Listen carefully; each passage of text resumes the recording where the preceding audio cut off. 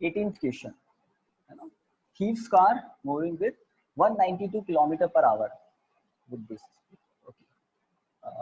The police van moving with the speed of 30 kilometer per hour. Okay. The speed of bullet with respect to ground, P dash कर रहा हूं मैं, वो हो जाएगी speed of bullet with respect to gun plus 30 upon कितना आया था, आई थिंक 30 को आपने 5/18 से प्रोडक्ट कर दिया था, है ना, तो ये कितना हो गया था 25/3 है ना, मीटर पर सेकंड। तो वी बी डैश हमने पता लगा लिया था speed of bullet with respect to ground. मैंने कहा था जब बुलेट फायर नहीं की तो वी बी 0 था, बट बुलेट वैन के साथ तो जा रही है ना 30 किलोमीटर पर आवर की स्पीड से, 30 किलोमीटर पर आवर को हमने मीटर पर सेकंड में कन्वर्ट कर लिया था। ट्रू?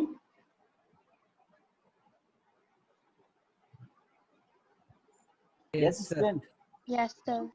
और इम्पॉर्टेंट बात कल हमने डिस्कस की थी कि जब बुलेट फायर नहीं की गई है तब भी बुलेट 30 किलोमीटर पर आवर की स्पीड से तो मोशन कर ही रही है, दैट मीन्स 25/3 मीटर पर सेकंड की स्पीड से तो जा ही रही थी, ये तो ऑलरेडी थी। बट जैसे ही बुलेट को फायर किया ये वीबी स्पीड एडिशनल आ जाती है, और वीबी की वैल्यू मुजल स्पीड आपको बताई है 150 मीटर पर सेकंड, है ना। तो बुलेट की ग्राउंड के रेस्पेक्ट में स्पीड हो जाएगी 150 प्लस 25/3 मीटर पर सेकंड। तो इसको हमने सॉल्व कर लिया था, I think plus 25/3 that means 475, कुछ सही है, बाय 3 मीटर पर सेकंड, ये हमने किया, है ना। अब इस स्पीड से बुलेट जा रही है थीफ की कार की तरफ, towards the to hitting the thief's car, 475/3 meter पर सेकंड की स्पीड से जा रही है। अब थीफ की जो कार है वो 92 किलोमीटर पर आवर की स्पीड से जा रही है, ठीक है, 92 किलोमीटर पर आवर की स्पीड से जा रही है। तो इसको आप मीटर पर सेकंड में कन्वर्ट करो पहले, क्योंकि ये हमारी मीटर पर सेकंड में है, 192 मीटर पर सेकंड। एक और बात, मुझे लग रहा है कल आपने एडिशनल काम और करके रखा हुआ था, है ना, हमने पुलिस थीव्स VPT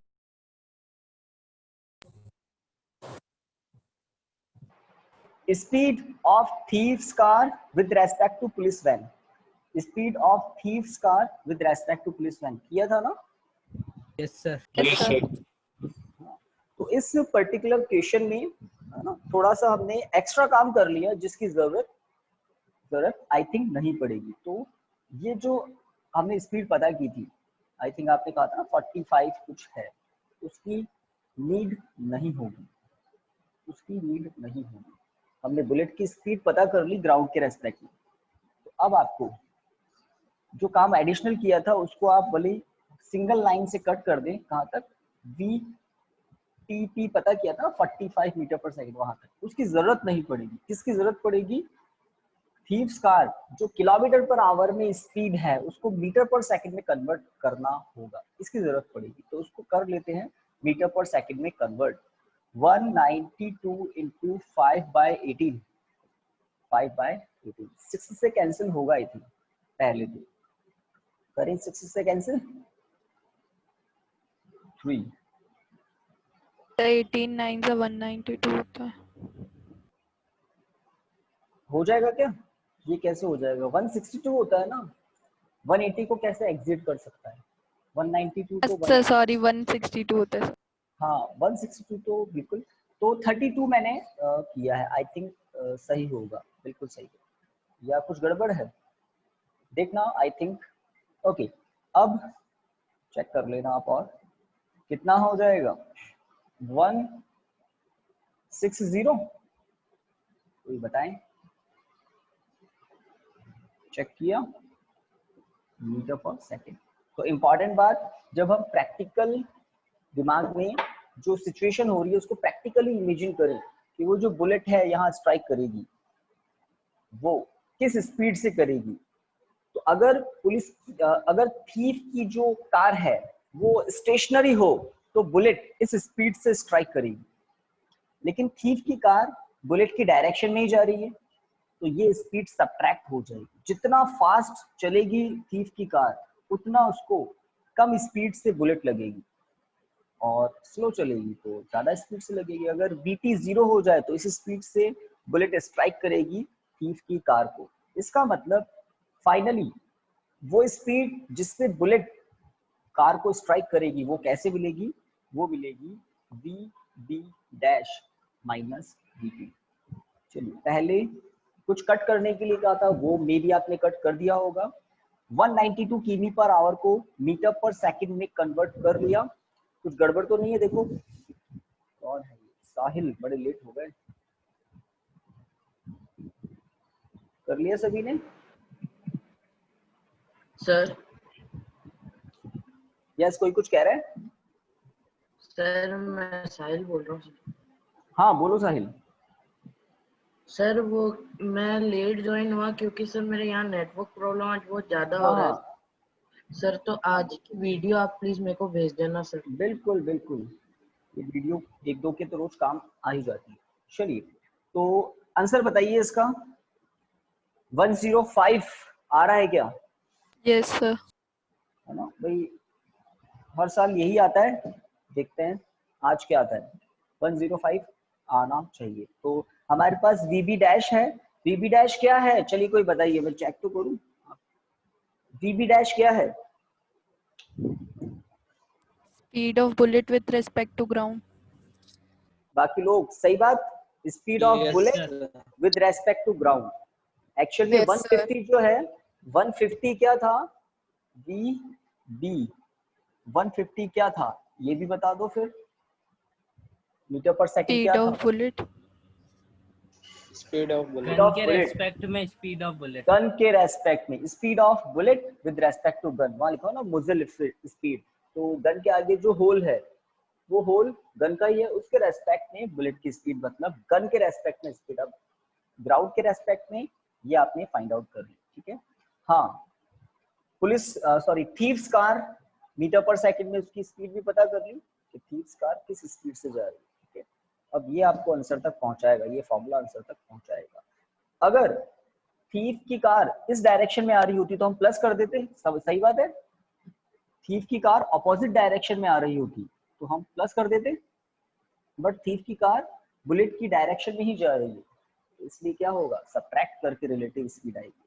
तो सभी का आ गया 105 मीटर पर सेकंड। चेक कर लेता हूँ। Yes, sir. 160 बाई, तो आई थिंक 3। हाँ भाई थोड़ी हेल्प करो, सही है क्या? Yes, sir. Yes, sir. 105 metre पर सेकंड बिल्कुल सही है। तो कल हमने थोड़ा एक्स्ट्रा दिमाग लगा दिया था। कल हमने थीव्स कार है ना, उसके लिए रिलेटिव स्पीड पता कर ली थी पुलिस वैन के, है ना, पुलिस वैन के रेस्पेक्ट में, वहां भी पता कर ली, और बुलेट की स्पीड भी ग्राउंड के रेस्पेक्ट में पता कर ली। तो मतलब जो पुलिस वैन की स्पीड है 30 किलोमीटर, वो दोनों जगह काम में ले ली थी, विच इज रॉन्ग। एक जगह ले ली काम में तो दूसरी जगह नहीं।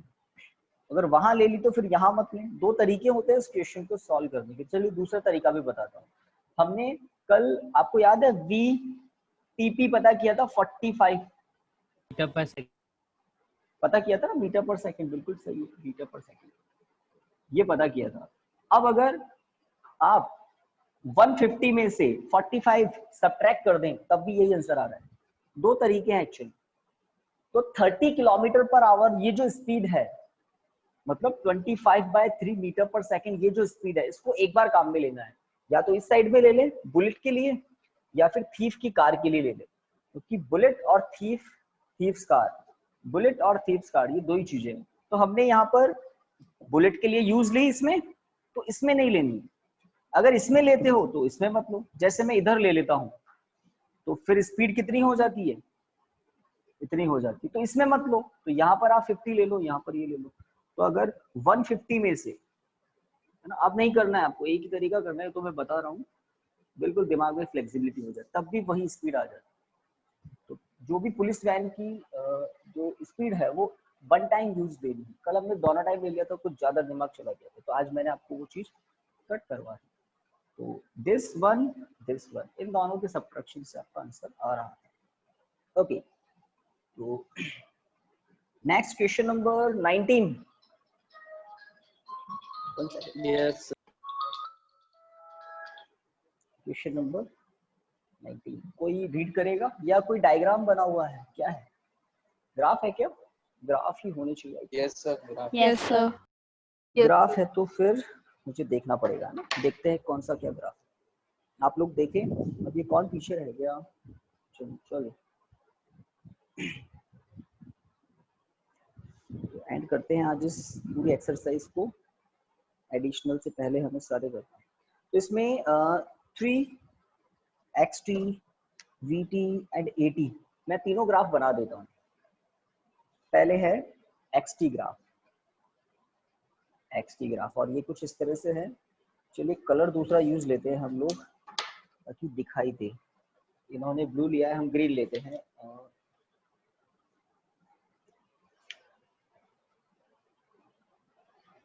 ओके, तो ये कुछ ग्राफ है और टाइम एक्सिस में वही बात, नेगेटिव से कुछ पोर्शन स्टार्ट हो रहा है यहाँ से, दैट यहाँ से स्टार्ट हो रहा है। तो आपको मे बी ये ग्रीन कलर दिख रहा होगा और कुछ पहले ये ऊपर की तरफ हो जाता है और उसके बाद ये डाउनवर्ड है और उसके बाद ये कुछ इस तरह से। यस गाइस, दिख रहा है ये green? Yes, sir. Yes yes question number 3.19 आपको बताना है कोई एग्जाम्पल कि ये ग्राफ किसको रिप्रेजेंट कर रहा है और एग्जाम्पल बताना है कि किस, है ना, किस एक फिजिकल केस में ऐसा होता है। तो x मतलब डिस्प्लेसमेंट, x मतलब डिस्प्लेसमेंट, e मतलब टाइम। ये डिस्प्लेसमेंट टाइम ग्राफ है, डिस्प्लेसमेंट टाइम ग्राफ है, ठीक है, पहली बात। अब जब ग्राउंड में, है ना, आपको कभी किसी, चलिए पहले हम एग्जाम्पल की बात कर लेते हैं। लेट ये कोई वॉल है, ठीक है, और आप यहाँ खड़े हैं, ठीक है। आपने एक फुटबॉल को है ना किक मारा यहाँ से, तो फुटबॉल जा रही है। तो आप डिस्प्लेसमेंट कहाँ से मेजर कर रहे हैं? आपकी पोजीशन से। फुटबॉल जा रही है तो आपसे डिस्प्लेसमेंट बढ़ रहा है ऑब्वियसली। तो देखिए आपने फुटबॉल को यहाँ से हिट कर दिया, ठीक है। पहले फुटबॉल क्या थी? बिल्कुल स्टेशनरी आपके पास खड़ी थी, काफी देर तक आपके पास रखी हुई थी, आप उसको देख रहे हैं। तो देखो टाइम तो चलता जा रहा है, फुटबॉल की पोजीशन चेंज नहीं हो रही, फुटबॉल यहीं रखी हुई है। फिर इस टाइम पर आपने फुटबॉल को हिट कर दिया, है ना, किक जैसे ही लगाया, फुटबॉल इस वॉल की तरफ जा रही है, इस डायरेक्शन में आपने किक लगाया। तो देखिए ये जो ग्राफ की लाइन है ये बता रही है कि टाइम के साथ डिस्प्लेसमेंट इंक्रीज हो रहा है, टाइम के साथ डिस्प्लेसमेंट इंक्रीज हो रहा है। फिर इस पॉइंट पर क्या होता है? एक बॉल को फुटबॉल हिट करती है यहाँ। तो ये प्रैक्टिकल केस है और ये इसका ग्राफिकल रिप्रेजेंटेशन है। टाइम तो कंटिन्यू चलता रहता है, फुटबॉल हिट करके वापस आ रही है लाइट। आइडियल केस में फुटबॉल बॉल को हिट करके वापस आती है, तो वापस आती है तो कौन कम होता जाता है? डिस्प्लेसमेंट। तो x क्या है? x क्या है? डिस्प्लेसमेंट। अगर x को आप डिस्टेंस मान लेते तो पता है ना ग्राफ फिर ऊपर ही ऊपर जाता, डिस्टेंस तो ऑलवेज इंक्रीजिंग होता है। डिस्प्लेसमेंट वेक्टर क्वांटिटी है तो डिस्प्लेसमेंट रिड्यूस भी होता है। तो अब फुटबॉल वापस आ रही है और नीचे आ गई, ये देखो लाइन नीचे आ गई, इसका क्या मतलब है? इसका मतलब है फुटबॉल आपको क्रॉस करके आपके पीछे चली जाएगी, है ना। डिस्प्लेसमेंट हम यहाँ से मेजर कर रहे हैं, x इक्वल टू 0 यहाँ पर है, आपको भी क्रॉस करके पीछे चले गई और पीछे आपका कोई फ्रेंड है, उसने उसको पकड़ लिया और अपने पास रख लिया। उसके बाद देखो वापस हॉरिजॉन्टल लाइन क्या बताती है? क्या फुटबॉल रुक गई है, डिस्प्लेसमेंट नहीं हो रहा है, उसका स्टेशनरी कंडीशन को बताती है ये पैरेलल लाइन लास्ट वाली। तो ये थोड़ा सा पोर्शन जो नेगेटिव डायरेक्शन में आ गया, ये बता रहा है कि आपके पीछे कोई फ्रेंड है, उसने अब उसको अपनी अंडर में ले लिया है फुटबॉल, ठीक है। तो क्वेश्चन का आंसर क्या हुआ? तो देखो लैंग्वेज क्या है क्वेश्चन की, मैं भी रीड कर देता हूँ एक बार। Suggest a suitable physical situation. तो मैंने आपको एक suitable physical situation सजेस्ट कर दी जो इस ग्राफ के साथ फिट हो जाती है। आप खड़े हैं, एक बॉल आपके सामने है, आप फुटबॉल को अपने पास लेकर कुछ देर तक खड़े हैं, ये यहाँ पर स्टार्ट हो गया। बिकॉज आप फुटबॉल को अपने पास ही लेकर खड़े हैं तो डिस्प्लेसमेंट चेंज नहीं हो रहा फुटबॉल का।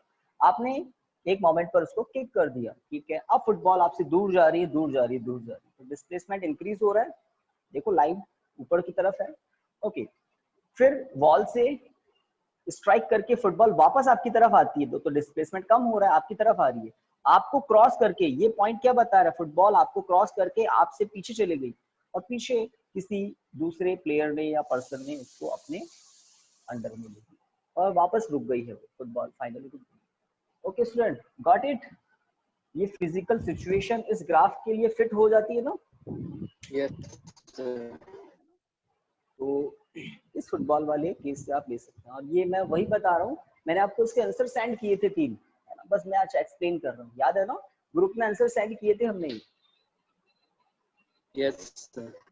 तो बस उसको एक्सप्लेन कर रहे हैं। चलिए उसको इरेज करते हैं। नेक्स्ट थोड़ा फटाफट करते हैं। बी, कहने को ये एक क्वेश्चन है बट इसके अंदर भी 1 2 3 1 2 3 कर दिया। चलिए अब ये है वेलोसिटी और इधर है टाइम। ये भी एक अच्छा ग्राफ है, देखते हैं क्या कह रहा है ये ग्राफ। यहाँ से इस चलिए ग्राफ के लिए हम कलर चेंज करते हैं। ओके, तो फर्स्ट कुछ इस तरह से है, सेकंड लाइन कुछ इस तरह से है, फिर थर्ड लाइन, फिर इस तरह से, और ये खत्म होती जा रही, लास्ट में एंड ही हो जाएगी। तो इस तरह से कुछ ग्राफ है। ये ग्राफ किस फिजिकल सिचुएशन के लिए है? एक फिजिकल सिचुएशन हमें बतानी है कि किसके लिए सही है। और यहाँ पर ध्यान रखना, v मतलब क्या है? Velocity. Velocity also a vector quantity, और इधर है टाइम। तो आपको याद होगा हमने स्पीड टाइम ग्राफ प्लॉट किया था कुछ दिन पहले।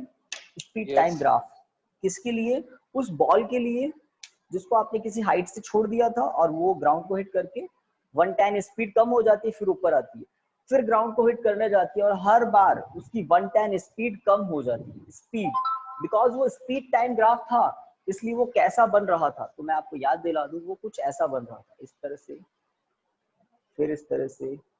वो आगे हमने बनाया नहीं तो वो इस तरह से बनता रहता और इसकी लेंथ कम होती जाती और कम होती जाती। अगर स्पीड टाइम ग्राफ की जगह वेलोसिटी टाइम ग्राफ प्लॉट करते तो फिर आपको नेगेटिव डायरेक्शन में आना पड़ता, नेगेटिव डायरेक्शन, है ना।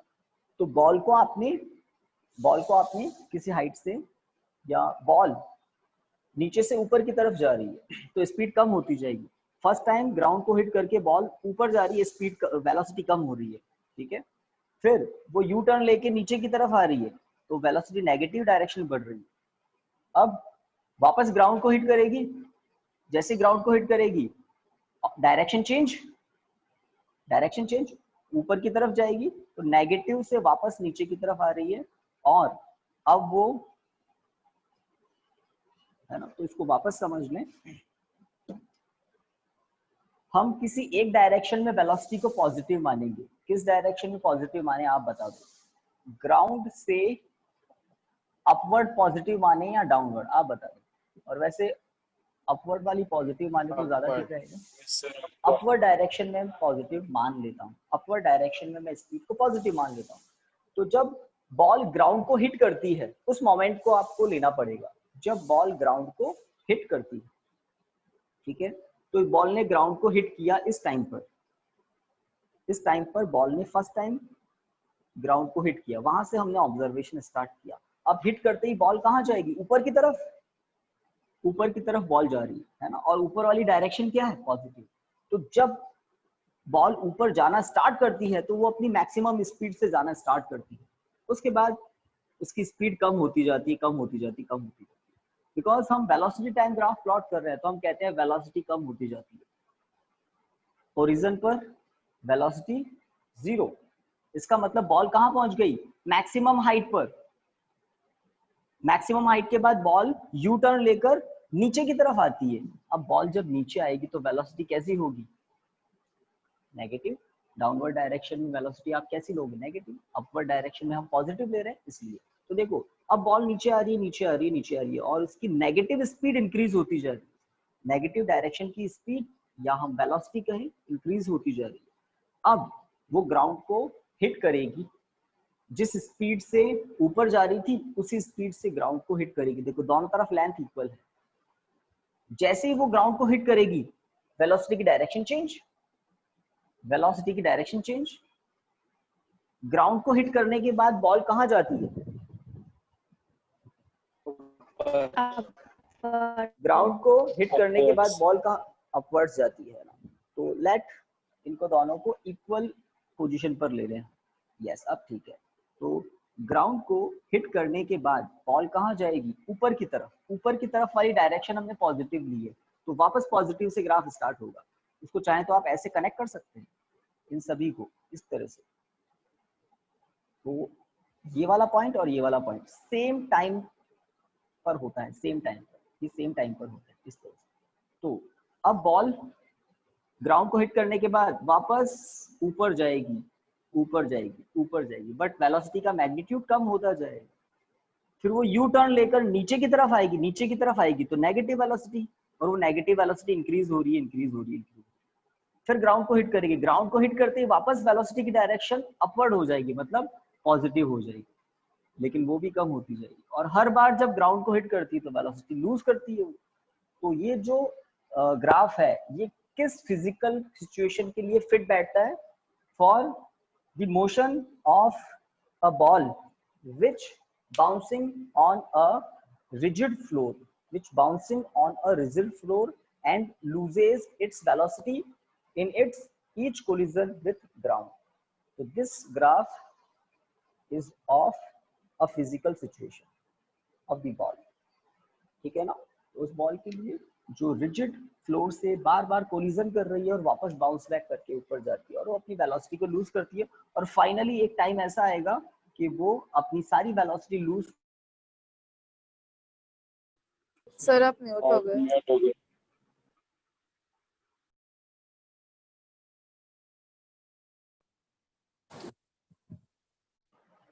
Yes, Hemant. Now you are in. Hemant. आवाज आ रही है हेमंत? Yes, कोई कुछ कह रहा है?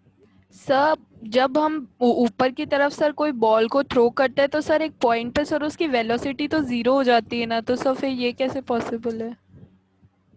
एक पॉइंट पर वेलोसिटी 0 हो जाती है हाँ सर, तो वो 1/10 वाले क्वेश्चन सही में तो करा। है। तो यहाँ पर इस पॉइंट पर वेलोसिटी 0 हो रही है ना, और आप इस पॉइंट पर ध्यान दे, इस पॉइंट पर ध्यान दे, ये वो पॉइंट है जहां पर वेलोसिटी की डायरेक्शन चेंज होती है। देखो बॉल ऊपर जा रही है फिर वापस नीचे आएगी, तो ये वो पॉइंट है जहां पर बॉल यू टर्न लेती है। यू टर्न लेकर मतलब ऊपर जा रही थी लेकिन वापस नीचे आने लग जाती है। तो जब ऊपर जा रही थी तो वेलोसिटी ऊपर ऊपर ठीक है ना, ऊपर वाला पोर्शन पॉजिटिव वाला है, नीचे वाला पोर्शन नेगेटिव वाला है। तो यू टर्न लेकर बॉल तो नीचे आने लगती है और ग्राफ कहाँ चला जाता है, नेगेटिव पर, नीचे की। और नीचे जैसे आने लगती है तो स्पीड अप होता है नीचे की तरफ, डाउनवर्ड डायरेक्शन में वेलोसिटी इंक्रीज हो रही है। तो ये वाला पोर्शन क्या बता रहा है कि इस पॉइंट के बाद बॉल यू टर्न लेकर डाउनवर्ड डायरेक्शन में आ रही है और उसकी वेलोसिटी बढ़ती जा रही है, नेगेटिव वेलोसिटी बढ़ रही है। अब इस पॉइंट का मतलब है वो नीचे आकर अब ग्राउंड को हिट कर रही है, ग्राउंड को हिट करते ही वापस कहाँ जाएगी, ऊपर। तो जैसे ही ये पॉइंट आ जाता है हमारा ग्राफ वापस कहाँ से स्टार्ट होता है, पॉजिटिव पोजीशन से। अब है ना पॉजिटिव पोजीशन से, बड़ा इंटरेस्टिंग ग्राफ। तो इस पॉइंट पर ध्यान दें, ये है यू टर्न वाले पॉइंट जहां पर बॉल मैक्सिमम पॉइंट पर जाकर यू टर्न लेती है। अब वेलोसिटी की डायरेक्शन नेगेटिव हो जाती है, नेगेटिव। ठीक है, तो बात सही है ना? Yes sir. ये है। तो ये वाले जो पॉइंट है ये है कोलिजन वाली कंडीशन, ये सब कोलिजन वाली कंडीशन, ये सब कोलिजन वाली कंडीशन। और ये दोनों एक ही टाइम पर होते हैं, ये दोनों एक ही टाइम पर होते हैं, है ना। बस एक मोमेंट में डायरेक्शन चेंज हो जाती है। जैसे कोलिजन होता है, जो बॉल नीचे आ रही थी वो ऊपर जाने लग जाती है, ऊपर मतलब पॉजिटिव वेलोसिटी। नीचे आ रही थी, हिट करते ही ऊपर से ग्राफ चालू हो जाएगा, हिट करते ही ऊपर से ग्राफ चालू हो जाएगा, हिट करते ही ऊपर से ग्राफ चालू हो जाएगा। और ये है ये क्या है, जब वेलोसिटी 0 होती है, और 0 कहाँ होती है आपको पता है, मैक्सिमम हाइट पर। बिल्कुल सही बात है। ओके, नेक्स्ट लास्ट, तो ये सबसे अच्छा ग्राफ था। एक आई थिंक कुछ इस तरह का ग्राफ है, एक्सेलरेशन टाइम ग्राफ है आई थिंक, जहां तक मुझे पता है, acceleration yes, time sir. Graph. तो एक्सेलरेशन टाइम ग्राफ है, तो उसको भी देख ले।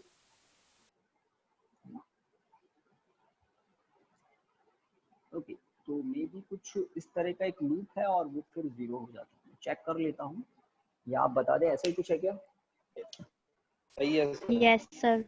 ऐसा ही कुछ है। तो this is the question in which we change our answer. तो आपको जो आंसर सेंड किए है ना, मैं उस आंसर से थोड़ा सेटिस्फाई नहीं हूँ, उन्होंने कुछ गड़बड़ किया है आंसर में, है ना। तो आपको आंसर लिखना पड़ेगा इसका, है ना। आप व्हीकल डेराइव करते हैं, आप लेट किसी हाईवे पर कांस्टेंट स्पीड से चल रहे हैं, बात को पहले समझ लें। किसी रोड पर आप कांस्टेंट स्पीड से अपना व्हीकल चला रहे हैं, लेट इनिशियली आपकी स्पीड है 30 kilometre per hour. 30 kilometre per hour की स्पीड से आप अपना व्हीकल ड्राइव कर रहे हैं। आपने देखा बिल्कुल स्ट्रेट हाईवे है आगे, और आप थोड़ा फास्ट चल सकते हैं। तो कुछ सेकंड के लिए, लेट 3 सेकंड्स के लिए आपने अपना व्हीकल एक्सेलरेट किया और छोड़ भी दिया, होता है ना। आपने रेस दी और छोड़ दी। तो रेस देते हैं तो क्या होता है, एक्सेलरेट होती है ना व्हीकल, एक्सेलरेट होता है, स्पीड अप होता है। तो यहाँ पर आपने अपना व्हीकल को एक्सेलरेट देना स्टार्ट किया, और कुछ टाइम तक आपने एक्सेलरेट किया, और फिर धीरे धीरे एक्सेलरेटर को लूज किया। तो धीरे धीरे आपने एक्सेलरेट देना स्टार्ट किया, मैक्सिमम एक्सेलरेशन दिया, फिर एक्सेलरेशन को कम कर दिया, और थोड़ी देर के बाद एट t2 टाइम आपने वापस एक्सेलरेशन बंद कर दिया। समझ गए? तो आपका व्हीकल बाद में कुछ ज्यादा स्पीड से मोशन करने लग गया, लाइक या 40 मान लेते, 30 से आपने अपनी स्पीड इंक्रीज करके कितनी कर ली, 40 किलोमीटर पर आवर कर। तो ये जो एक्सेलरेशन टाइम ग्राफ है, ये किसके लिए है, आपका व्हीकल फ्रिक्शन लेस सरफेस पर चल रहा है, जहां कोई रिटार्डेशन नहीं है। आपने व्हीकल को कुछ मोमेंट के लिए एक्सेलरेट किया और अपनी स्पीड इंक्रीज कर, है ना। तो ये एक्सेलरेशन टाइम ग्राफ है, आपने थोड़े समय के लिए एक्सेलरेट किया। इस ग्राफ में आपको स्पीड कहीं नहीं दिखेगी, डिस्प्लेसमेंट कहीं नहीं दिखेगा। क्या कह रहा हूं मैं, इस ग्राफ में आपको ना तो स्पीड दिखाई देगी ना डिस्प्लेसमेंट। बस किसकी इंफॉर्मेशन देगा ये ग्राफ, एक्सेलरेशन की। True? Yes, sir. Yes, sir. तो इसका मतलब आप एक कांस्टेंट स्पीड से चल रहे थे, एक्सेलरेशन 0 है ना। एक्सेलरेशन 0 का मतलब मैं समझता हूँ, आप एक कांस्टेंट स्पीड से चल रहे थे कुछ टाइम तक, फिर आपने देखा या आपको बोरियत हो रही थी, आपने कहा थोड़ा तो फास्ट चले, आपने कुछ मोमेंट के लिए एक्सेलरेट किया, फिर स्पीड ज्यादा हो गई तो एक्सेलरेट करना बंद कर दिया, दैट्स इट। तो सी जो क्वेश्चन है, ये वाला फिजिकल एक सिचुएशन फिट बैठती है इसमें। तो आप लिख सकते हैं अपनी लैंग्वेज में क्या, the graph shows that motion of a vehicle on a highway where the driver accelerate the vehicle for a while, for some time, that's it, for a moment। तो कुछ टाइम के लिए ही एक्सेलरेट करता है, पहले भी नहीं कर रहा था, बाद में भी नहीं करता है, बीच में थोड़ी देर के लिए एक्सेलरेट करता है, दैट्स इट। और जो मैंने आपको सेंड किया था उसमें हैमर की कुछ बात कर रहे हैं, which is, है ना, not true actually। Done guys? Yes, sir. Yes, sir. तो मे भी कुछ बच्चों को ग्राफ, है ना, देखकर सुनकर पढ़कर चक्कर आते होंगे, बट धीरे धीरे आपको प्रैक्टिस करनी पड़ेगी, ग्राफ को रीड करना होगा। नेक्स्ट सेकंड लास्ट क्वेश्चन पर हम आ गए हैं, 3.20 इन फिगर 3.23। ओके, एक वेव शेप का ग्राफ है, मुझे बनाना पड़ेगा इसको, और फिर लास्ट में टाइम इंटरवल दिए हुए हैं कुछ, t = 2.3, 1.2 एंड -1.2 सेकेंड। और पूछा क्या है, give the sign of position, velocity and acceleration. ठीक है, क्वेश्चन समझ में आ गया।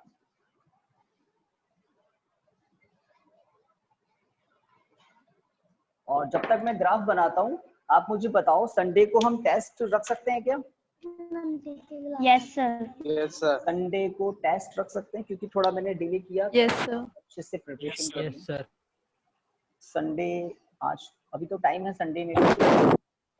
चैप्टर नंबर कौन सा लें? ये करंट जो चल रहा है ले लें? Yes, sir. Yes, sir. चलिए Yes, सब sir. यस कह रहे हैं तो ओके है ना।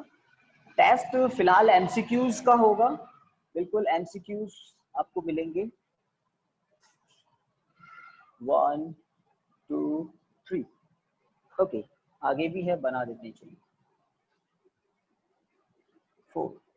तो देखो वैसे टाइम नेगेटिव नहीं होता, लेकिन एक दिन बताया था कुछ सिचुएशन में ग्राफिकल रिप्रेजेंटेशन में टाइम को नेगेटिव बस पुट कर देते हैं, टाइम नेगेटिव होता नहीं है इन जनरल। जैसे कैसे आप समझेंगे, जैसे किसी पर्सन का बर्थ हुआ किसी डेट पर, बट उसका बर्थ हुआ उससे पहले भी तो दुनिया थी, तो उसने अपने बर्थ के आगे से है ना जो भी लाइफ है उसको एनालिसिस किया, बट उसके पहले भी तो लाइफ थी। बस इसी तरह से समझ सकते हैं आप ग्राफ। ओके तो डिस्प्लेसमेंट टाइम ग्राफ है, I think displacement time graph है।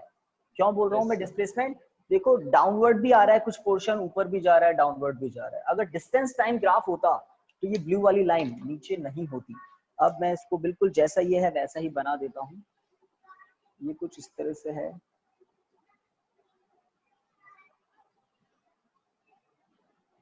मतलब बिल्कुल ये सिमेट्रिकल है दोनों तरफ।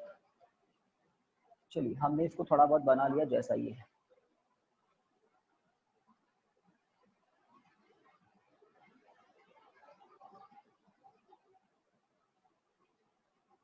ओके -1। अब वो टाइम इंटरवल, वो टाइम देख लेते हैं, वो इंस्टेंट जब ये हमसे कुछ पूछ रहे हैं 2 second I think, and minus check कर लेता हूं मैं 1.2 -1.2 सेकेंड इन टाइम पर t1 t2 t3 in time पर आपको पोजीशन, वेलोसिटी और एक्सेलरेशन के साइन बताने हैं। बहुत अच्छा क्वेश्चन है, पोजीशन, वेलोसिटी, एक्सेलरेशन के साइन बताने हैं इस टाइम पर। तो आप 0.3 सेकंड को इमेजिन कर सकते हैं कि ये कहाँ है? Yes, sir. 0.3 सेकंड कहाँ है? सोचिए देखिए 0.3 सेकंड कहाँ होगा। तो मैं पहले पॉजिटिव वाले मार्किंग कर दूं, +1, ये +2, +3, +4, ठीक है। तो 0.3 कहाँ होगा? तो मैं आपको बता दूं 0 और 1 के बीच में होगा 0.5 पहली बार। अब 0.3 को मैं यहाँ मान लेता हूँ और 0.3 वाली पोजीशन से वर्टिकल लाइन ड्रॉ करता हूँ, तो मुझे वो पॉइंट मिल गया जो इस टाइम के कॉरस्पॉन्ड है। सबसे पहली बार t1 टाइम है 0.3 सेकंड। 0.3 सेकंड आप क्या सोचते हैं? मैं तो ये सोचता हूँ, सही बात है, यहाँ कहीं होना चाहिए late. Yes, sir. Yes, sir. 0.5 के तो पीछे होना चाहिए, तो मैंने यहाँ एज्यूम कर लिया। अब वर्टिकल लाइन ड्रॉ करोगे तभी आपको पोजीशन मिलेगी, ये मुझे पोजीशन मिल गई। तो इस पॉइंट के बाद पार्टिकल का नेगेटिव डिस्प्लेसमेंट इंक्रीज हो रहा है, ट्रू। और अभी मैक्सिमम नेगेटिव डिस्प्लेसमेंट आया नहीं है, मैक्सिमम नेगेटिव डिस्प्लेसमेंट अभी आया नहीं है, वो तो कुछ पीछे है अभी। 0.5 सेकंड पर मैक्सिमम नेगेटिव डिस्प्लेसमेंट आ जाएगा। तो पहले तो मुझे बताओ डिस्प्लेसमेंट का साइन क्या होगा? Negative. कोई सोचने वाली, ज्यादा सोचने वाली बात ही नहीं है। डिस्प्लेसमेंट का साइन कैसा होगा? नेगेटिव। डाउनवर्ड है ना, ग्राफ पे ये पॉइंट कहाँ है? ग्राफ पर ये पॉइंट कहाँ है? डाउनवर्ड डायरेक्शन में, नीचे की तरफ है। ऊपर होता कहीं तो पॉजिटिव होता पहली बार। सेम टाइम में वेलोसिटी का साइन क्या होगा? Negative. वेलोसिटी का साइन क्या होगा? तो वो भी नेगेटिव होगा। उसके नेगेटिव होने का रीजन क्या है? क्योंकि अभी भी पार्टिकल नेगेटिव डायरेक्शन में जा रहा है, नीचे की तरफ। इस पॉइंट पर मैक्सिमम नेगेटिव डिस्प्लेसमेंट नहीं आया, अभी तो पार्टिकल और दूर जाएगा। तो अगर नेगेटिव डिस्प्लेसमेंट और बढ़ रहा है, इसका मतलब वेलोसिटी अभी भी नेगेटिव है। वेलोसिटी अभी भी नेगेटिव है। वेलोसिटी अगर 0 हो जाए तो इसके बाद पैरेलल लाइन आ जानी चाहिए, और वेलोसिटी अगर पॉजिटिव हो जाए तो इसके बाद पार्टिकल इधर आना चाहिए, नेगेटिव डिस्प्लेसमेंट कम होना चाहिए। बट इस पॉइंट के बाद 0.3 सेकंड के बाद भी डिस्प्लेसमेंट अभी और नेगेटिव हो रहा है। 0.5 सेकंड तक नेगेटिव होता रहेगा। तो 0.5 सेकंड तक वेलोसिटी नेगेटिव रहेगी, उसके बाद वो पॉजिटिव हो जाएगी, है ना। एक्सेलरेशन का साइन कोई बताएगा? Negative. तो आप लोग एक्सेलरेशन का साइन नहीं बता पाएंगे, उसके लिए मुझे ही कुछ आपको एक्स्ट्रा बताना पड़ेगा। एक्सेलरेशन का साइन पॉजिटिव होगा, उसका रीजन ये जो ग्राफ है ये ऑसिलेटरी बॉडी के लिए है। चलिए आपको थोड़ा सा बता ही देते हैं। आपका चैप्टर नंबर 14 है ऑसिलेशंस, आई थिंक 14 होगा ऑसिलेशन, और 15 है वेव। तो ऑसिलेशन वाले चैप्टर में अगर आप सिंपल पेंडुलम की कहानी को समझ लें तो आपको बात समझ में आ जाएगी। चलिए, this is a simple pendulum. एक दिन बताया था सिंपल पेंडुलम के बारे में, सेकंड चैप्टर जब आप पढ़ रहे थे। Yes, sir. Capital T equal to 2 pi है ना under root L upon G, याद आया कुछ? Yes, sir. इससे Yes, sir. डायमेंशनल मेथड से आप पता करते हैं, तो डायमेंशनल मेथड से तो आपको 2 पाई नहीं मिलता, के मिलता है। तो सिंपल पेंडुलम के लिए आपको चलिए बता रखा है, मुझे भी याद आ गया, तो अब आप थोड़ा जल्दी बात को समझ लें। तो टू एंड फ्रो मोशन करता है ये सिस्टम, किसके अबाउट? अपनी मीन पोजीशन O के about to and fro motion करता है।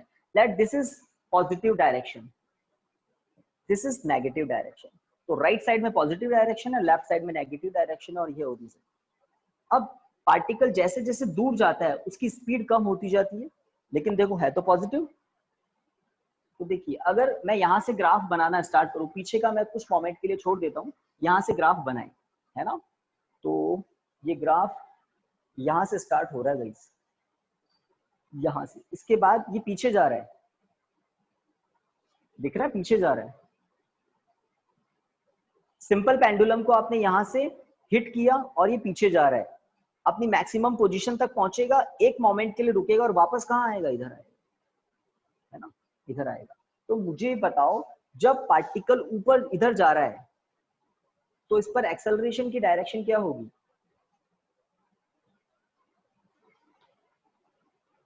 ओरिजिन की तरफ, ओरिजिन की तरफ होगी।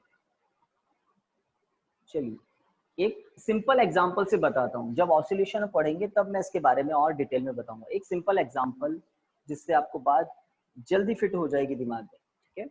ये एक फ्लोर है, ये एक वॉल है, यहाँ पर मैंने एक स्प्रिंग को कनेक्ट कर दिया। गाइस स्प्रिंग तो जानते हैं ना, वायर को Yes, sir. हेलिकल बना देते हैं, मेटल के वायर को हेलिकल शेप में बना देते हैं तो स्प्रिंग बनती है। स्प्रिंग को आप थोड़ा स्ट्रेच कर सकते हैं, अगर आप स्प्रिंग को स्ट्रेच करते हैं तो वो आप पर फोर्स अप्लाई करती है अपनी लेंथ को वापस उतना ही करने के लिए। तो अगर मैं किसी स्प्रिंग से किसी m मास के ऑब्जेक्ट को टाई कर दूं और उसको इस डायरेक्शन में फोर्स अप्लाई करूं, तो बताइए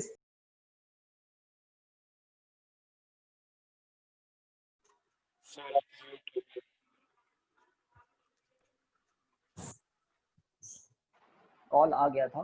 तो एक्चुअल में स्प्रिंग एक रीस्टोरिंग फोर्स अप्लाई करती है। अगर मैं बॉडी को कुछ दूर लाकर छोड़ दूं तो बॉडी वहां नहीं रुकेगी, बॉडी वापस अपनी पोजीशन में जाना चाहेगी। तो उसको वापस ले जा कौन रहा है? स्प्रिंग में एक ऑपोजिट डायरेक्शन में फोर्स जनरेट होता है, that is called restoring force, ठीक है? अगर मैं इस स्प्रिंग से जो बॉडी कनेक्टेड है उसको मैं राइट साइड में पुश करूं, मतलब मैं स्प्रिंग को कंप्रेस करूं, समझ रहे हैं? स्प्रिंग को कंप्रेस करूं तो मैं किस डायरेक्शन में फोर्स अप्लाई कर रहा हूं? अब सेकंड केस बता रहा हूं, अगर मैं इस बॉडी को लेफ्ट साइड में लेकर जाऊं तो स्प्रिंग में कंप्रेशन होगा, तो स्प्रिंग फोर्स अप्लाई करेगी अपोजिट डायरेक्शन में। आप जिस डायरेक्शन में फोर्स अप्लाई करते हो स्प्रिंग उसके अपोजिट डायरेक्शन में फोर्स अप्लाई करती है। तो जब हम इस m मास की बॉडी को राइट साइड में स्ट्रेच करते हैं तो स्प्रिंग में एलोंगेशन होता है, स्प्रिंग की लेंथ बढ़ती है, स्प्रिंग अपोजिट डायरेक्शन में फोर्स अप्लाई करती है, ठीक है? तो जिस डायरेक्शन में डिस्प्लेसमेंट होता है स्प्रिंग का फोर्स उसके अपोजिट डायरेक्शन में होता है, ठीक है? आपको अगर पता है तो बताएं, ये फॉर्मूला कभी देखा है, सुना है? Yes, sir. Yes, sir. 9th class में पढ़ाते हैं ना बच्चों को, F equal to ma, F equal to ma, Yes. Force equal to mass into acceleration. ये आपके वापस आएगा, है ना, आगे चैप्टर्स में बहुत डिटेल में पढ़ेंगे हम। तो a equal to F upon m। तो स्प्रिंग जो फोर्स अप्लाई करती है लेट F डैश, उस फोर्स में मास से डिवाइड कर दें तो आपको एक्सेलरेशन मिलेगा कि बॉडी में एक्सेलरेशन कितना है। आपने इस बॉडी को x डिस्प्लेसमेंट दिया पॉजिटिव डायरेक्शन, तो ये फोर्स पता है किस डायरेक्शन में होगा? नेगेटिव डायरेक्शन में, और जिस डायरेक्शन में फोर्स होगा उसी डायरेक्शन में एक्सेलरेशन होगा। तो अगर डिस्प्लेसमेंट पॉजिटिव डायरेक्शन में है तो फोर्स नेगेटिव डायरेक्शन में होता है, फोर्स नेगेटिव डायरेक्शन में होता है, और जिस डायरेक्शन में फोर्स होता है उसी डायरेक्शन में एक्सेलरेशन होता है। फोर्स नेगेटिव हुआ तो एक्सेलरेशन भी क्या होगा, नेगेटिव होगा। तो मैं क्या बताना चाह रहा हूँ, अगर हम किसी बॉडी के टू एंड फ्रो मोशन को ही कंसीडर करें, बिकॉज ये graph to and fro motion का है। टू एंड फ्रो मतलब सिंपल हार्मोनिक मोशन, SHM जिसको हम बोलते हैं।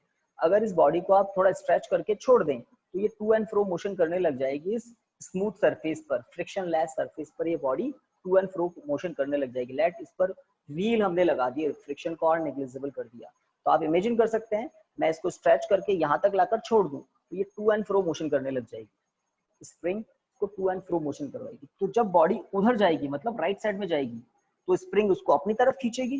फोर्स की डायरेक्शन डिस्प्लेसमेंट की ऑलवेज अपोजिट होगी। तो मैं ये बताना चाह रहा हूँ 0.3 सेकंड पर अगर डिस्प्लेसमेंट नेगेटिव है तो एक्सेलरेशन कैसा होगा, पॉजिटिव। पॉजिटिव होगा, क्योंकि ये graph to and fro motion का ही है। तो मैं वही एग्जांपल लूंगा जिसमें टू एंड फ्रो मोशन हो रहा है। सिंपल पेंडुलम से भी बात को समझा सकता था, बट उसमें मोशन हो रहा है आर्क के अलोंग, और यहाँ पर इस बॉडी का मोशन हो रहा है एक लाइन पर। आपको बात जल्दी समझ में आएगी। जब ये बॉडी अपनी मीन पोजीशन को क्रॉस करके लेफ्ट साइड में आएगी तो स्प्रिंग में कंप्रेशन होगा, तो डिस्प्लेसमेंट अगर नेगेटिव डायरेक्शन में होगा तो स्प्रिंग राइट साइड में फोर्स अप्लाई करेगी। तो अगर डिस्प्लेसमेंट नेगेटिव हुआ तो एक्सेलरेशन और फोर्स पॉजिटिव हो जाएंगे, है ना। मतलब जो भी डिस्प्लेसमेंट का साइन होगा एग्जैक्टली उसका अपोजिट साइन होगा किसका, एक्सेलरेशन का, in SHM simple harmonic motion in to and fro motion. Okay, अब आपको बाकी जो दोनों इंटरवल हैं आंसर आपको बताने हैं। एक था T2 equal to positive 1.2 second. तो पहले तो इस टाइम को देखिए कहां पर है, ये 1.2, तो ये होगा 1.5, 1 और 2 के बीच में 1.5, तो 1.2 लैट यहाँ पर है। तो मैं यहाँ एक वर्टिकल लाइन ड्रॉ कर देता हूँ। दिस इज द पॉइंट, मिल गया मुझे 1.2 सेकेंड पर पोजीशन वाला पॉइंट। अब बताइए इस पॉइंट पर x का साइन क्या है, मतलब पॉजिटिव। बाकी लोग 1.2 सेकेंड के कॉरस्पॉन्ड x को पॉजिटिव बोल रहे हैं और बिल्कुल सही बोल रहे हैं, ठीक है। वेलोसिटी का साइन बताओ, पॉजिटिव। पॉजिटिव। वेलोसिटी का साइन पॉजिटिव है, ठीक है, बिल्कुल सही है। उसका रीजन क्योंकि इस पॉइंट के बाद अभी पार्टिकल और दूर जाएगा, किस डायरेक्शन में, पॉजिटिव डायरेक्शन में और दूर जा रहा है, ठीक है। इसका मतलब वेलोसिटी जरूर यहाँ पॉजिटिव रही होगी, तभी वो और पॉजिटिव डायरेक्शन में दूर जा रहा है, ठीक है। और कब तक जाएगा, 1.5 सेकेंड तक वेलोसिटी पॉजिटिव होगी, इसके बाद वापस नेगेटिव हो जाएगी बिकॉज डिस्प्लेसमेंट कम हो रहा है। तो नेगेटिव वेलोसिटी डिस्प्लेसमेंट को कम करती है, पॉजिटिव वेलोसिटी डिस्प्लेसमेंट को बढ़ाती है। जीरो वेलोसिटी डिस्प्लेसमेंट को चेंज नहीं कर पाती है। एक्सेलरेशन का साइन शायद बता देंगे आप, नेगेटिव। नेगेटिव। बिल्कुल सही, बिल्कुल सही। तो आप दिमाग में फिट कर लें, SHM आपके चैप्टर नंबर 14 में है, बट क्वेश्चन आपके इस चैप्टर में फिट कर दिया, इसलिए मुझे थोड़ी सी ज्यादा मेहनत करनी पड़ी आपको बताने के लिए। चलिए, तो जो x का साइन होगा उसका उल्टा साइन होगा a का इस केस में। लास्ट, अब ये टाइम कहाँ है पहले तो वो बताओ। T3 इक्वल टू -2.1, ये होगा -1.2, ये है -1.5, तो ये है -1, तो इन दोनों के बीच में यहाँ कहीं है ये -1.2। तो मैं यहाँ पर वर्टिकल लाइन ड्रॉ करता हूँ तो मुझे पॉइंट मिल जाता है, ठीक है। This is the position. अब एक एक करके बताएं x का साइन क्या होगा यहाँ पर, नेगेटिव। कोई इश्यू नहीं है, सभी सही कह रहे हैं। डाउनवर्ड है ना ये पॉइंट, इसलिए नेगेटिव। वेलोसिटी का sign negative. Negative. Sir negative. अब इसमें झगड़ा हो रहा है अपनी नेगेटिव पॉजिटिव, तो इसका मतलब वेट करते हैं। हाँ भाई, एक एक से पूछेंगे हम, इस पॉइंट पर वेलोसिटी पॉजिटिव होगी या नेगेटिव। मैंने अभी डिक्लेयर बिल्कुल क्लियर कर दी थी बात को। पॉजिटिव वेलोसिटी डिस्प्लेसमेंट को बढ़ाती है, पॉजिटिव डिस्प्लेसमेंट को बढ़ाती है, और नेगेटिव डिस्प्लेसमेंट को घटाती है। कौन, पॉजिटिव वेलोसिटी नेगेटिव डिस्प्लेसमेंट को रिड्यूस करती है, पॉजिटिव डिस्प्लेसमेंट को इंक्रीज करती है। नेगेटिव वेलोसिटी नेगेटिव डिस्प्लेसमेंट को इंक्रीज करती है, पॉजिटिव डिस्प्लेसमेंट को रिड्यूस करती है। इस पॉइंट के बाद ग्राफ पीछे बढ़ रहा है कि आगे बढ़ रहा है? तो मैं आपको बता दूं कि आगे बढ़ रहा है, इधर इस डायरेक्शन में है ये ग्राफ, ऐसे है ना। तो इस पॉइंट के बाद ग्राफ इधर है और वो मुझे लग रहा है कि नेगेटिव डिस्प्लेसमेंट कम हो रहा है। अब नेगेटिव डिस्प्लेसमेंट कम हो रहा है, इसका मतलब वेलोसिटी कैसी होगी? पॉजिटिव।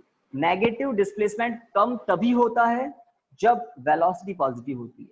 अगर कोई सोच ले वेलोसिटी नेगेटिव है तो फिर तो ये नीचे जाना चाहिए ग्राफ, ऊपर क्यों जा रहा है? नेगेटिव डिस्प्लेसमेंट और बढ़ना चाहिए अगर इस पॉइंट के बाद वेलोसिटी नेगेटिव है। बट इस पॉइंट के बाद आपको और बता दूं, इस पॉइंट के बाद ही वेलोसिटी पॉजिटिव हो जाती है, इसलिए तो नेगेटिव डिस्प्लेसमेंट इस पॉइंट के बाद रिड्यूस होने लग जाता है, ठीक है। चलिए इसको तो मैं ही बता देता हूँ, सही है क्या? क्योंकि डिस्प्लेसमेंट नेगेटिव है तो एक्सेलरेशन क्या होगा। तो इस क्वेश्चन में सबसे इंपॉर्टेंट बात है ये कि इस पॉइंट पर वेलोसिटी क्या रही है? पॉजिटिव, क्योंकि पॉजिटिव वेलोसिटी ही नेगेटिव डिस्प्लेसमेंट को रिड्यूस करती है, फिर पॉजिटिव डायरेक्शन में डिस्प्लेसमेंट को बढ़ाने लग जाती है। और इस पॉइंट के बाद वेलोसिटी नेगेटिव हो जाती है क्योंकि नेगेटिव वेलोसिटी पॉजिटिव डिस्प्लेसमेंट को कम कर रही है। Okay, last question. वैसे टाइम क्या हो गया बताएं कोई? 7 o'clock. एग्जैक्ट 7 o'clock हो गया, एग्जैक्ट 7 o'clock हो गया। तो ये क्वेश्चन हमारा कंप्लीट हो जाएगा। इसमें एक्चुअली में 2 क्वेश्चन हैं, तो ठीक है। इसमें एक्चुअली में आपको कुछ सॉल्व नहीं करना, ग्राफ को देखना है और आंसर देना है। तो मैं पहले ग्राफ बना लेता हूँ।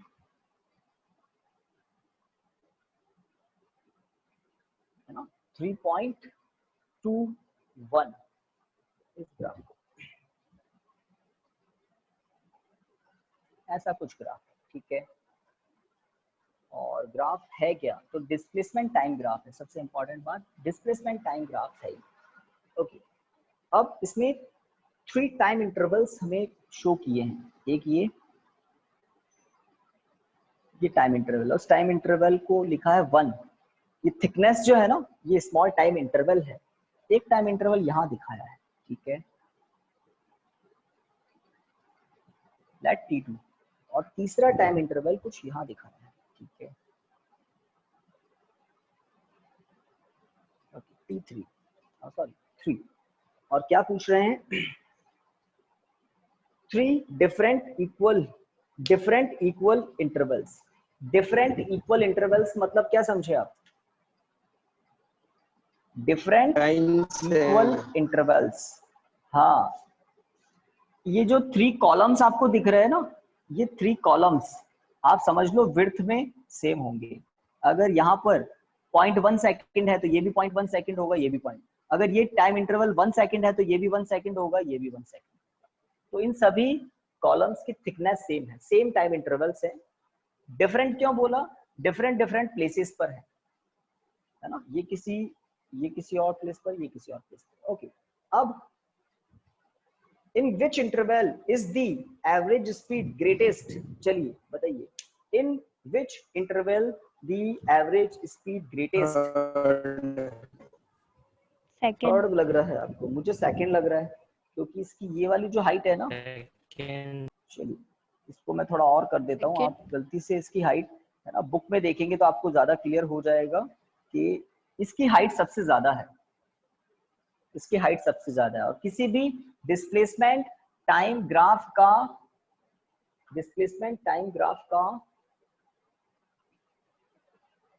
चलिए नेगेटिव है ना ये। तो स्पीड, भाई स्पीड क्या होती है? Distance upon time.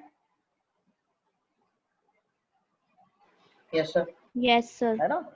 तो आप देखें यहाँ पर डिस्टेंस के मैग्नीट्यूड को देखें, सबसे ज्यादा है डिस्टेंस का मैग्नीट्यूड, यहाँ पर सबसे ज्यादा है distance.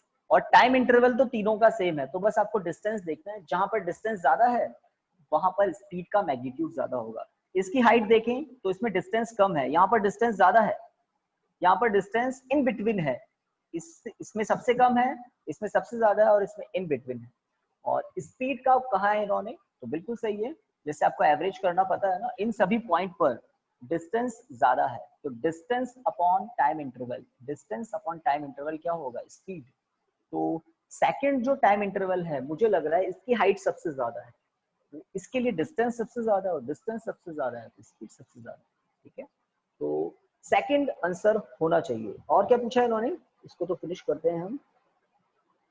And in which it is least, first, speed सबसे कम किसमें होगी, फर्स्ट में, इसकी हाइट सबसे कम है ना। हाइट का मतलब इन पॉइंट्स को देखें आप, इन पॉइंट को देखिए, ये पॉइंट क्या बताते हैं हमें, डिस्टेंस, डिस्टेंस कम है, दैट्स इट। या कुछ गड़बड़ लग रही है मुझे, यस गाइस कुछ गड़बड़ लग रही है, 1 सेकेंड, इस क्वेश्चन को वापस देखना पड़ेगा आपको, वापस देखना पड़ेगा। ये डिस्टेंस स्पीड वाली बात है, तो उसको बिल्कुल वापस देख लें, वापस देख लें क्या है क्या नहीं है। तो मैं टाइम इंटरवल की बात करके बताता हूँ, इधर देखें, ये एरो और ये एरो, ठीक है। Let this is T1, this is T2 और डेल्टा T टाइम इंटरवल है T2 माइनस T1। बात को अब डिटेल में समझना ही पड़ेगा। डेल्टा T टाइम इंटरवल होता है T2 minus T1।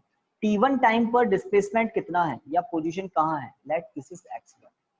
T2 time पर, T2 टाइम के कॉरस्पॉन्ड पोजीशन है x2। अब आपको डिस्टेंस पता लगानी है कि डिस्टेंस कितना हुआ, तो डिस्टेंस हुआ x2 minus x1। T1 time पर पोजीशन x1 है, T2 टाइम के कॉरस्पॉन्ड पोजीशन x2 है, तो इस टाइम इंटरवल में पार्टिकल ने कितना डिस्टेंस ट्रेवल किया, ये है। अब आप देखिए delta x upon delta t, ये होगा स्पीड, ये होगी स्पीड। अब आपको देखना है डेल्टा x कितना है, तो ये हम देख लेते हैं डेल्टा x कितना है, जस्ट इसको देख लिया। अब आप सेकंड टाइम इंटरवल को देखेंगे तो सेकंड टाइम इंटरवल के कॉरस्पॉन्ड आपको पोजीशन में चेंज बहुत बहुत कम मिलेगा, ये x1 ये x2 बहुत कम। बट थर्ड टाइम इंटरवल में आप देखेंगे तो पोजीशन में चेंज बहुत ज्यादा है, नेगेटिव है, कोई बात नहीं, स्पीड तो स्केलर क्वांटिटी होती है। तो इस पॉइंट के कॉरस्पॉन्ड आपको एक पोजीशन मिलेगी, मैं इसको इरेज कर देता हूं यहाँ से, और डिफरेंस ज्यादा होगा कुल मिलाकर। इस पॉइंट के कॉरस्पॉन्ड आपको एक पोजीशन मिली, लेट x1, और इस पॉइंट के कॉरस्पॉन्ड आपको दूसरी पोजीशन मिली, लेट x2। और मुझे लग रहा है इनमें डिफरेंस सबसे ज्यादा है, आप क्या सोचते हैं, इन दोनों में डिफरेंस सबसे ज्यादा है? यस गाइस, आवाज आ रही है?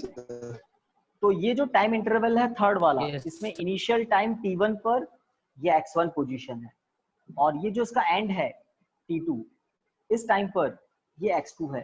तो डिस्टेंस सबसे ज्यादा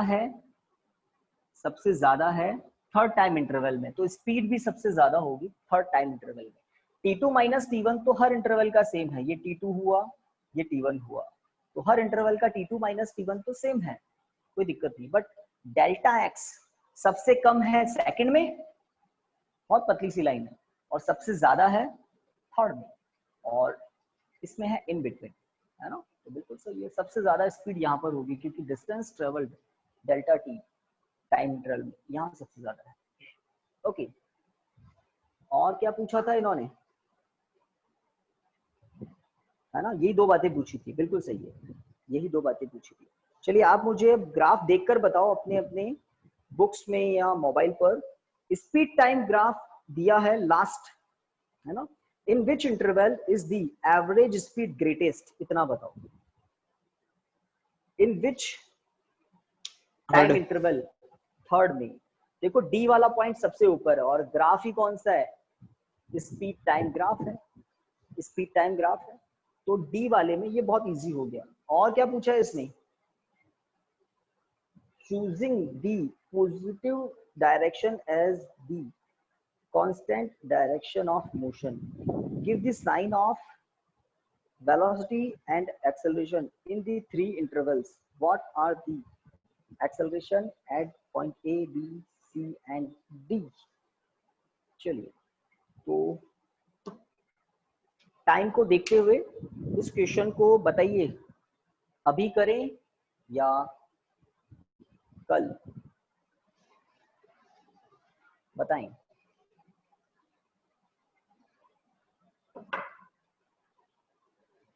हेलो, आवाज आ रही है students? Yes sir. Yes, sir. Yes, sir. बच्चा कि आप लोगों की क्लासेस भी होती है ना, तो इस क्वेश्चन को आप कहें तो मैं अभी बता दूं, 5 मिनट्स लगेंगे, या आप कहेंगे तो कल कर लो। और कल हम रिवीजन भी करेंगे इस चैप्टर का और नया चैप्टर स्टार्ट करेंगे, फिर motion in a plane. Sir कल करेंगे। Yes, sir. कल। लोग Yes, sir. डिफरेंशिएशन समझाना था आपको। हाँ बिल्कुल, तो ये भी आपने अच्छा याद दिला दिया, इंटीग्रेशन डिफरेंशिएशन भी करना है। और संडे को टेस्ट कंफर्म है, सेम चैप्टर नंबर हमारे 3rd है ना, इसका हम टेस्ट भी लेंगे। चलिए, तो इस क्वेश्चन को हम कल देंगे, 5 मिनट्स जो हमें देने हैं, इसको हम कल करते हैं। और कल हम डिफरेंशिएशन, इंटीग्रेशन, कैलकुलस थोड़ी समझेंगे और फिर 4th चैप्टर स्टार्ट करेंगे। तो ठीक है स्टूडेंट्स, थैंक यू आज के लिए। Thank you, sir. Okay, good night. Thank you, sir. Thank you sir. Okay. Thank you, sir.